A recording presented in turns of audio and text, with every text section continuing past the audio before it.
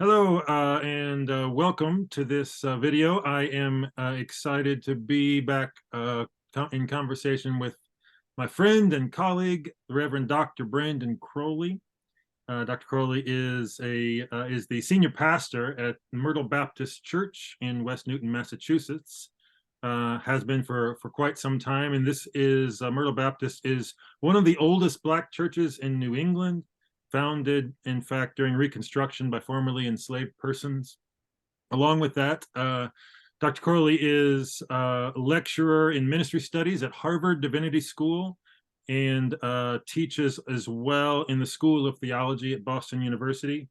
And I'm really excited to ask you today, Brandon, about the new book that's about ready to land on us, a book called Queering Black Churches, Dismantling Heteronormativity in African American Congregations. And that book's coming out from Oxford University Press. So first of all, welcome, and secondly, congratulations on that.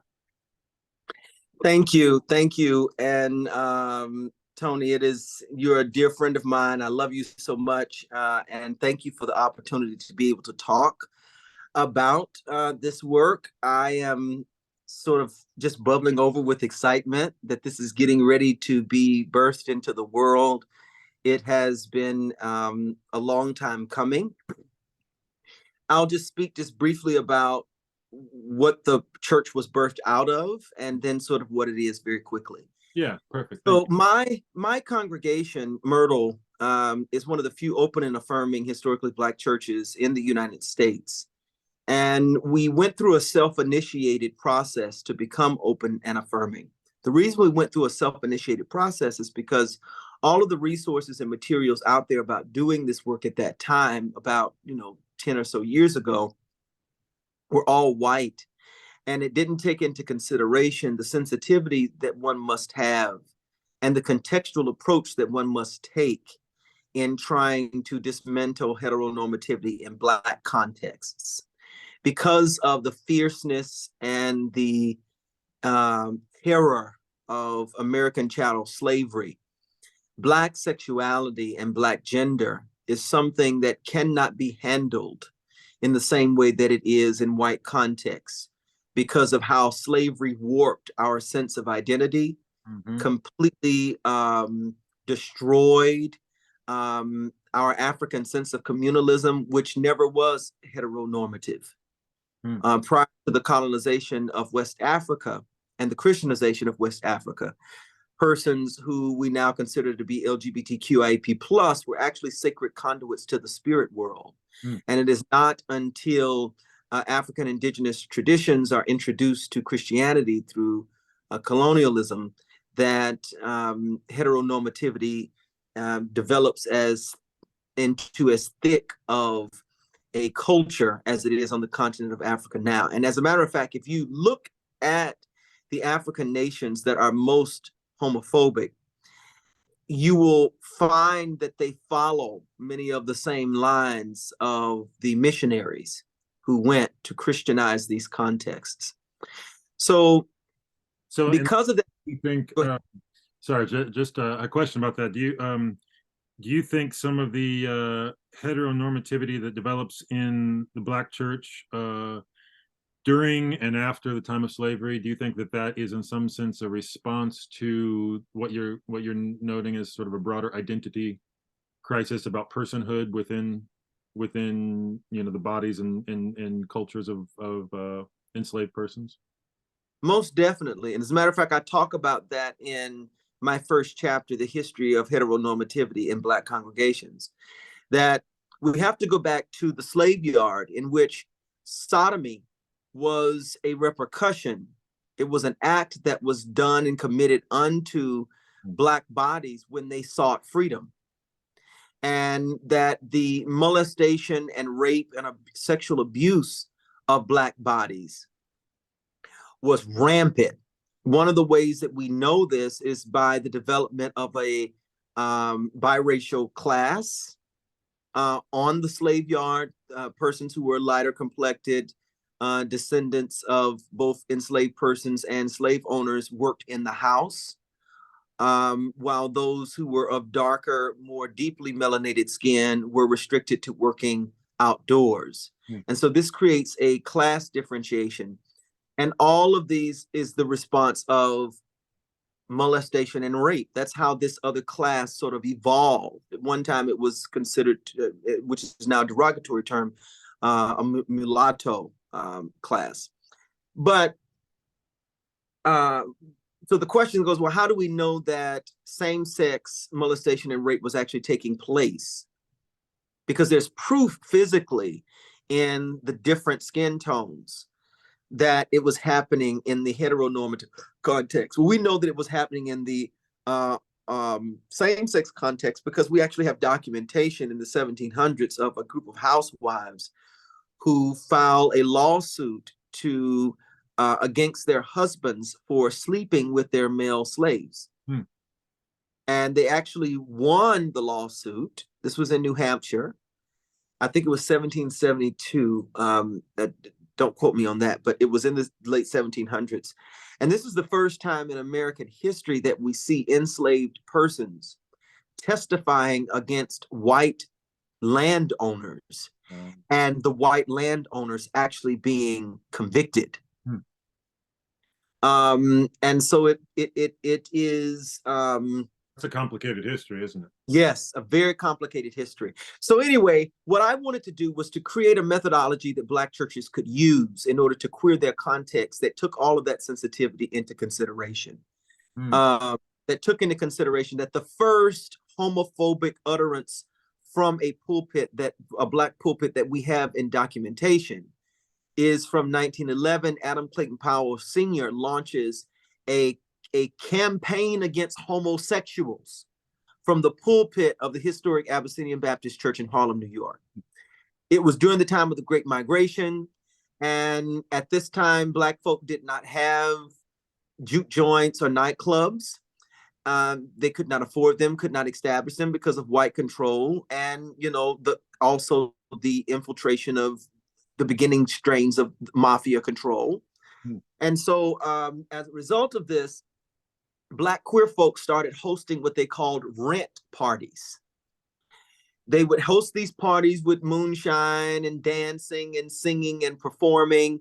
And that was how the queer community in Harlem originally paid their rent. That was how they made money, by hosting parties. But white housewives would write op-eds in the local newspaper saying, oh my God, these Black people are coming up from down south and they're like beasts. The women dress up like men and the men dress up like women, and they perform and they drink and they party and yada, yada, yada. And they're going to destroy the family. They're going to guard your children because these sexual beasts are just behaving so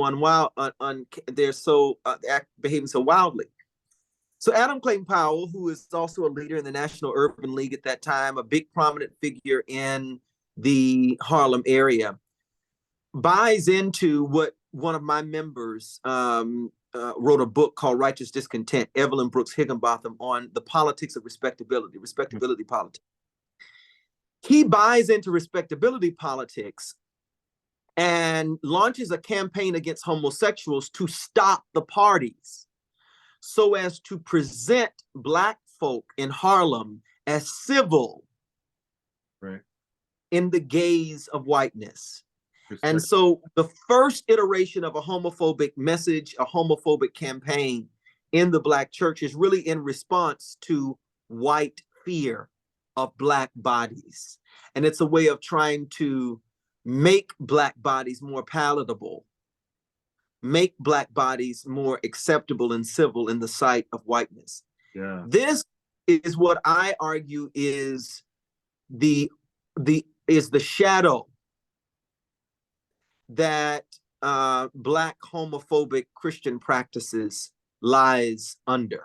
That there is this issue that is bigger, and it is historical. And so that's what I talk about in the first chapter of the book, sort of tracing the history of Black heteronormativity.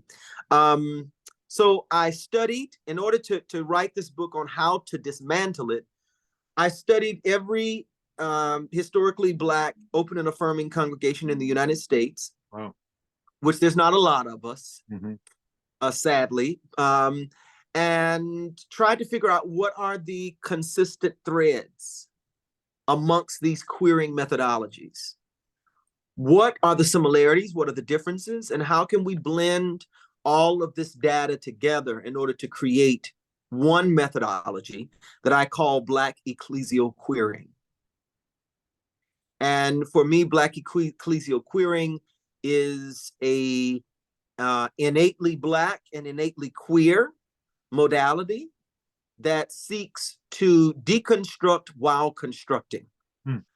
And the reason that I frame it that way is because I think that many of my colleagues have done a great job of deconstructing and critiquing the problem. But few of us have done the work to try and construct something in response to it. There's a scripture that I'd love to talk about. And it's when it says that when you cast out demons, it is important that you fill that space with the fruit of the Spirit. Or the demons will come right back. Or they'll come right back worse. And so what my fear is that as we are deconstructing the heteronormativity in Christianity, that we are not constructing as well something to fill that gap in that space. And I fear that the demons that will return will be even denser forms of heteronormativity and toxic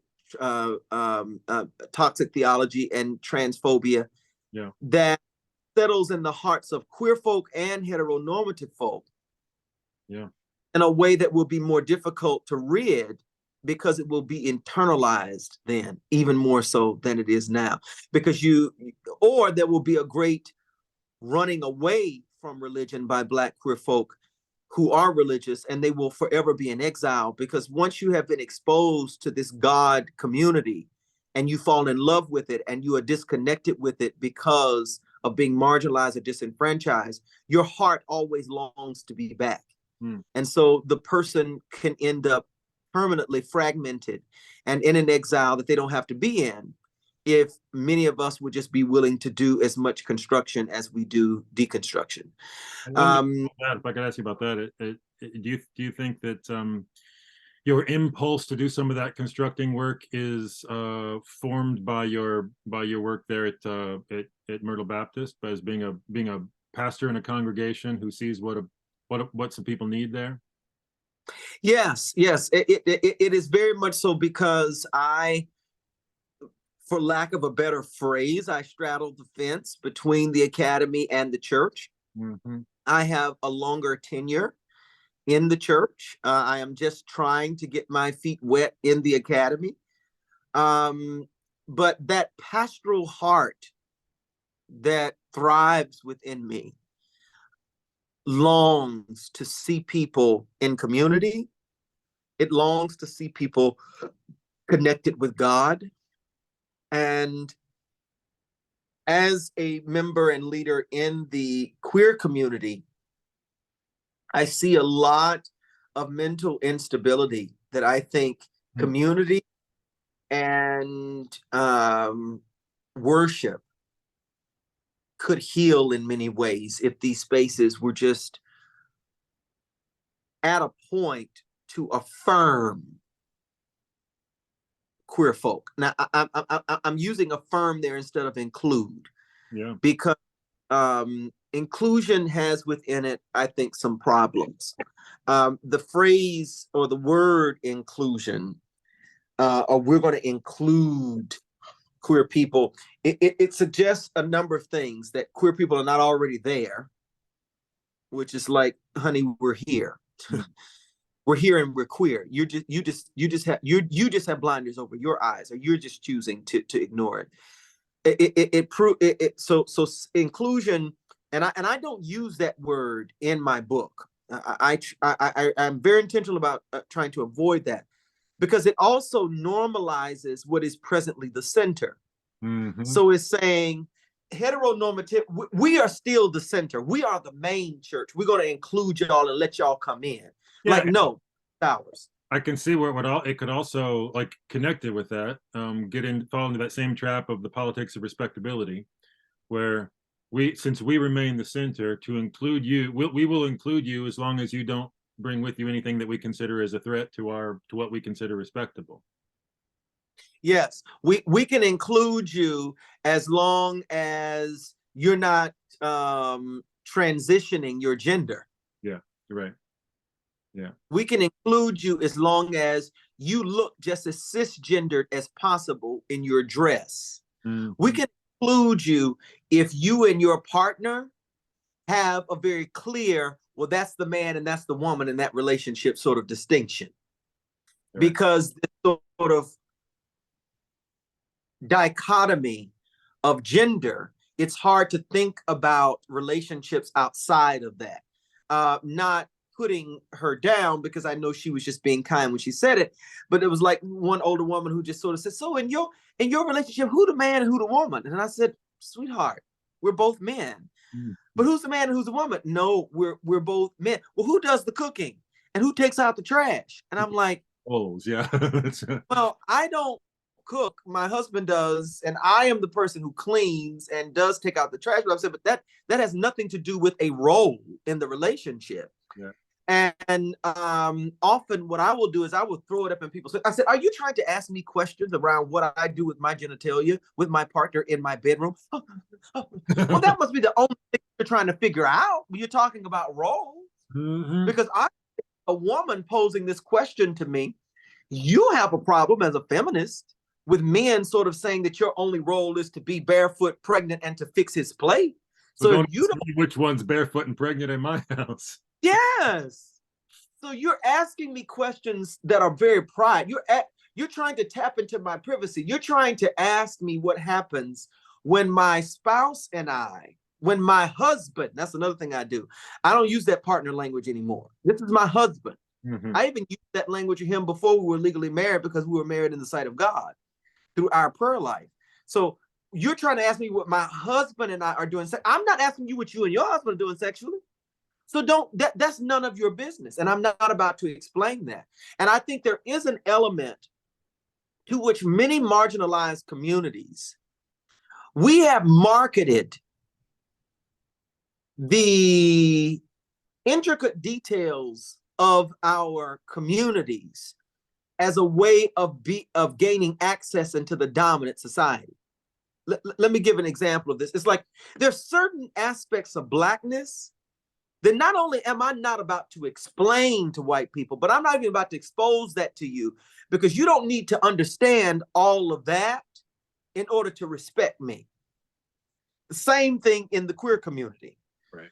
I don't need to talk to you about the way that I bring pleasure to my partner in order to help you to gain comfort with being in my space. Yeah. I'm a human. That ought to be enough. Yeah, that's good. That's good. One of the things that you said, Brandon, that I want to come back to, this isn't unique in your role, but it's something that sort of it identifies, it's part of your identity as in your vocations, is this dual role of working in the church, serving in the church, and then stepping into the academy. And I wonder about those two roles, maybe especially in the Black church. There is a long tradition of theological reflection and hymnody and poetry and preaching in the Black church. There is increasingly, the last 60, 70 years, a vibrant academic discipline that you can study at divinity schools and universities called Black theology. Do you notice, what do you notice about those two? Sort of, do you notice, are they the same thing? Do you notice tensions between, say, Black theology and the theology in the Black churches where you've served? How do you sort of notice that distinction? So, I think I would like to begin this conversation by saying that anytime the ivory tower or an ivory tower begins the work of theorizing or theologizing or philosophizing on a living community, I think there is always the chance for armchair theories and armchair theologies to evolve that don't reflect the living theologies of the communities that are being studied or spoken about. Mm. I think that is just the nature of what can happen when we're having this sort of theological thought and reflection. And I think this happens within Black theology as well. I see it happening. And there is a scholar by the name of Dale Andrews who wrote a book called The Practical Theologies of Black Churches. He talks about there being this schism between Black theology, the academic rhetoric, and Black folk religion. Yeah, that's it. That what James Cone describes in his Black liberation theology is actually foreign to a lot of Black people who are practicing Black Christianity within Black churches. Wow. This happens, I see this in my own church, because I teach Cone in my church, and the people, when they read it or when we're discussing it, they're like, okay, so help me make that make sense. What is this person trying to say? How does that connect with how we do theology around here? I've never heard this like this before. Now, part of it is because of the incestuous nature of the academy to constantly be in conversation with itself. Sure. There is this tradition in which I think is very important, you know, this sort of peer review tradition in which your scholarship is only deemed a scholarship as opposed to journalism when it is in conversation with previous scholars. Sure. And the arguments that they have made. I think there's much good in that, because I am an academician as well, and I love thinking, I love thought, I love the thinking about the history and trajectory of human thought around God and the history of that. That's really how I define theology, actually. Not necessarily the study of God, but the study of how human beings have thought about God over time. Because I don't know that God can actually be studied as an entity. But we can study how people have thought about it.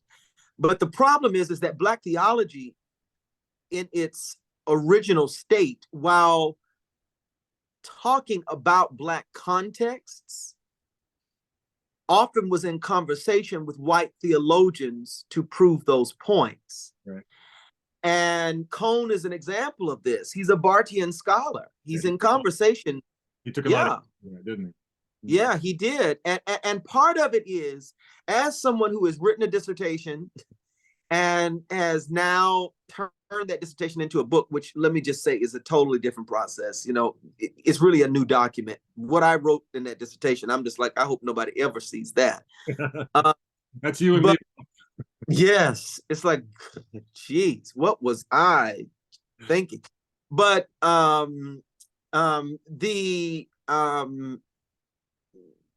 oftentimes when we're writing these initial works, we're taking the corpus of knowledge that we've gained in a particular line of study from a particular school of thought. Right. Because that's the only way we have to enter into the conversation. So while there is a post-ontological sort of argument and criticism of Cone, I think we must be more gentle. We have to realize when he was writing, the era he was writing in, the context of the academy at that time, in order to jump into a conversation. Yeah. I try to read Cone in a gentle way, and the way you do that, I think, is by contextualizing him. Sure. But also being aware of the gaps within the argument, and that is that folk religion is eclipsed by Cone. The type of Black church that Cone is speaking of and talking about is a specific type of middle-class Black church with an element of privilege. And that's sort of who he is speaking to and talking to. And there will be many who will make the same critique of my work. Sure. Because I pastor an upper middle class church. Many of the churches that are open and affirming are middle class and upper middle class. It tends to be persons, African-American persons who tend to be more educated, tend to be a bit more liberal around these sorts of conversations. And so it can be argued that my work does not effectively dismantle, cannot help people to effectively dismantle heteronormativity within the context of Black folk religion. But what my response to that is that it's a conversation. It's a conversation. And so the conversation continues. It starts with a Cone, but it doesn't end with him. Cone does not give us, Cone's Black theology does not reflect Black Pentecostalism. It doesn't reflect the Church of God in Christ, the Pentecostal assemblies of the world. It doesn't reflect the Black, let me also say, Cone's Black theology is also overtly Christian. And what we know is that on the continent of North America, the Black practice of Islam predates the Black practice of Constantinian Christianity. Now, we do know that Christianity predates Rome. And so as a result of that, we can honestly characterize Christianity in its original state as a sort of African indigenous tradition that then gets accosted by Rome and gets turned into this and intertwined with empire. You know, after the death of Constantine, we really get the dynamics of Constantinian Christianity that go into place. The sites being delineated by either his mother or someone else. That is not the Christianity that was practiced by African persons prior to colonization. But what we do know is that the majority of the enslaved persons who were brought to Jamestown in 1619 were Muslim.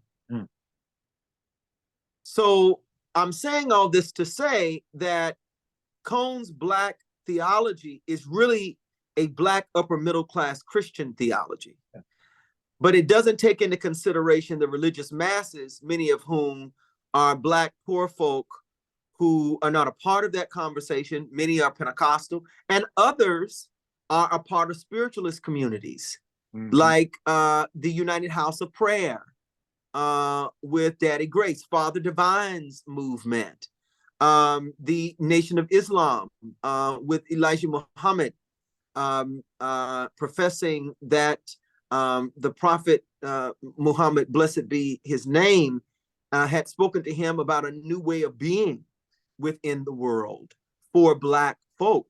And it creates an alternative world and an alternative worldview that is Islamic in nature, but explicitly Black. You can even hear echoes of the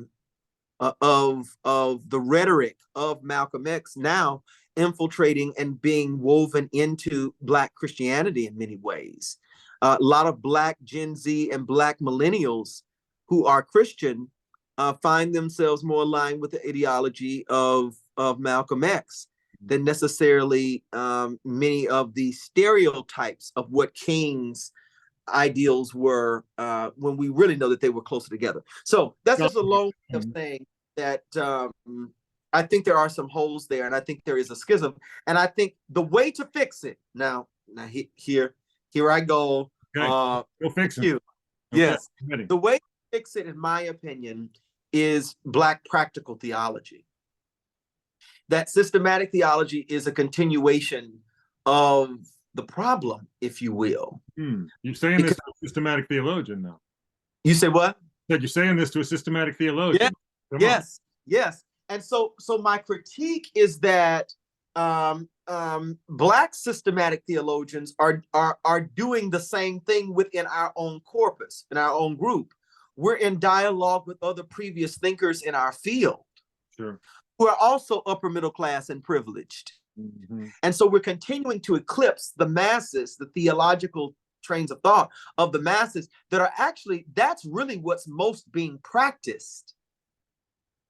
And let me also say that there is also a divide within Black folk religion, because there are some people who are practicing real Black folk religion, and then there are other people who are practicing white Christianity shrouded in Blackness, masquerading as Black. So then you have that division as well, and that division is also present within the Black Academy, because there are some more conservative Black theologians, So let me say why Black practical theology is the answer. Black practical theology is the answer because it does not stand in opposition to systematic or constructive theology or historical theology, but it works in tandem with it while requiring that it be in conversation with sociological research methods. Right. Let's look at the congregations, what people are believing, what people are saying, what the practices are there, and let's do our theological reflection, including, starting from there and then including these categories. Yes. So an example of this is when I'm teaching a class on practical theology, I talk about it like a circle. That you begin not with a concept, but with a practice. You investigate and do a deep description of that practice. You talk about the historicity of that practice. You talk about the theological underpinnings of that practice. You bring it into conversation with history, with biblical criticism, with biblical scholars, and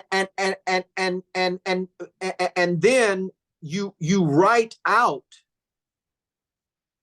what comes out of that research, living theology. And then the work of a true practical theologian is to then offer back to the community that was researched a more excellent way of thinking and comprehending what it is that they already do, as a way of giving back to the community, so that you are not raping communities of their goods, but you're giving them as a gift a theological way of thinking about it. Because oftentimes people who are in the practice are so busy doing the work of benevolence that they don't have time to write out what it is that they believe about what it is that they are doing and what the theology is. So that becomes our work to do it. But the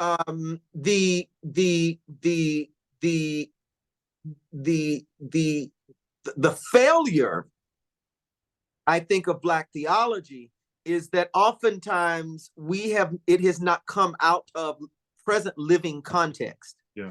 Because a lot of the Black theology that we talk about ecclesiologically, the sort of Black ecclesiology that is often discussed conceptually, is the ecclesiology of a dead church. Because the Black church drastically changed after Reconstruction. The Black church became engulfed with the politics of respectability after Reconstruction because it was existing in broad daylight in the gaze of whiteness and under the shadows of whiteness. The pre-Reconstruction Black church, which was where enslaved persons gathered in secrecy to practice meaning making and humanizing one another, that type of church that doesn't exist anymore. Also, the way that a lot of Black theology centers around the civil rights movement and the Black church's involvement, that is a stretch of truth. Because the majority of Black churches did not support the civil rights movement. The majority? I didn't know that. Yes. You've got to think about, I am presently right now as we speak at the Progressive National Baptist Convention. This convention was started because the largest Black denomination, the National Baptist Convention, did not want to be involved in the civil rights movement. Wow. Okay. And so there was only a small group. Everybody Black that's over the age of 70 wants to claim that they marched with King. I want to know where in the hell all these people were in the 1960s. Because if everybody had really shown up the way they should have, it would have been a totally different thing. Yeah.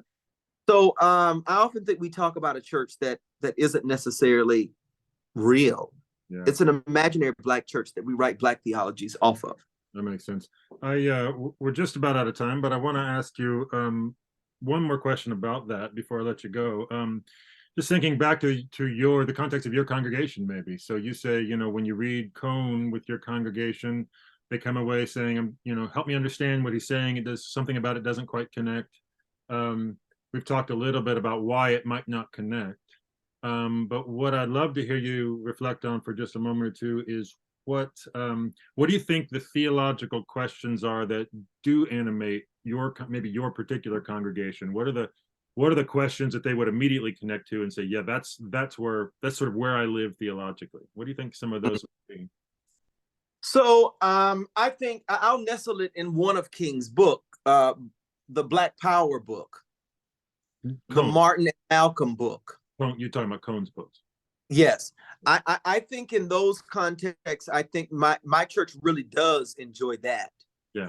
I think it's in God of the Oppressed, where he's laying out his Christology. I think sometimes where some of my members get a little lost and confused.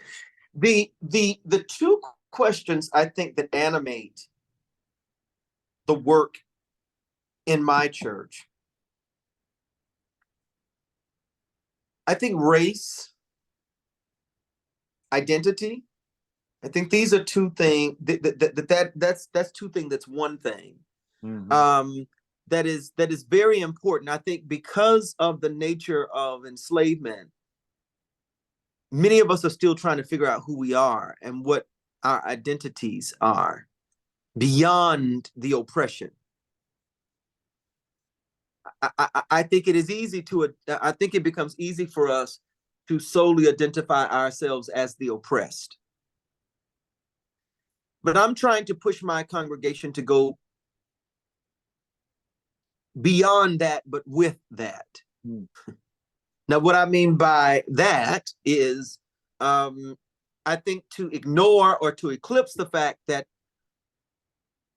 we are an oppressed people is ignorant. I think it is unhealthy. It is a toxic way of being in the world. And there are some Black conservative religious folk who don't get involved in the racial talk and critical race theory. They don't get involved in it because they want to be white so bad, and also because they are living in the warp zone. They are living in the sunken place, to quote Alan Peel's Get Out movie. Mm. And when you are in the sunken place, you don't realize that you are oppressed, because your oppressors have made you believe that you are not oppressed because they've tokenized you, when in fact their tokenization is a form of control and oppression. Yeah. Because they are tokenizing you, which prevents others from being able to get through as well. It's like, you are one Black person, that's good. Schools do this all the time. They hire one Black person and then expect them to answer everything. Companies do that as well. But taking it with means that we don't pitch our tent at oppression and never move the tabernacle. That's what I don't want us to do. I want us to get to know ourselves beyond the oppression. Mm-hmm. Yeah. And maybe like, sorry, I was just thinking that there's seeing questions of sort of where being created in the image of God meets with like economic prosperity questions, for instance. Like if I'm more than what history in this land has made me, then what could I become? What could my family become? What does wealth mean theologically in this context? I can see those sort of becoming really important questions. Yes, and that was going to be my second thing, but let me close the first one off by saying that I think the way that we can develop and get to know ourselves and an identity outside of our oppression is to do what Eshawn Copeland calls enfleshing freedom. Okay. And that's a concept where we realize that we are extraterrestrials, that yes, we live in this space, but we are citizens of heaven that are being manifested on earth as beams of God's image, reflecting God's isness in the world. And that gives us the ability to think of ourselves beyond the present context of the oppression that we are experiencing. It doesn't mean we ignore it. It means that we don't give it the power to define us solely, that we define ourselves based off of us being the Imago Dei as well. and beginning to see ourselves as the image and likeness of God with our melanated skin, I think is a form of enfleshing freedom and seeking identity beyond the oppression. Yeah, that's beautiful. The second one is right. The second thing that I think is a big one that I'm pushing in my congregation and is an important driving question is the conversation of economics and prosperity. And for me, I think there is a toxic side of prosperity ideology in which it suggests that a telltale sign that one is saved and has salvation is that they are wealthy. I think that is absolute BS. And I think, I'll use but there to negate that. But I think there has long been this trope in the Black community where we've been taught to find joy in our poverty, to see poverty as a virtue, to see the lack of our involvement in the political arenas and the politics of wealth in this country being outside of that algorithm because we are descendants of slaves. We started to see that as a virtue. You know, I am the love of money is the root of all evil. You know, these sorts of talks and phrases have kept us from pursuing and creating strategies for wealth. And so that becomes a huge motif within my context, and I think other contexts. How do we pull Black people out of poverty? How do we and saying to Jesus, I know that the poor will be with us always, but they ain't always got to be people of color. Right.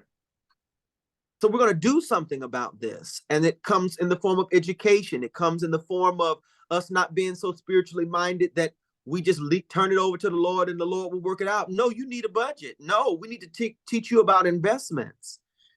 We need to talk to you about the elements of gentrification, how to keep these homes within one family to accrue wealth over time by land ownership. I love the idea that those questions can be theologically charged.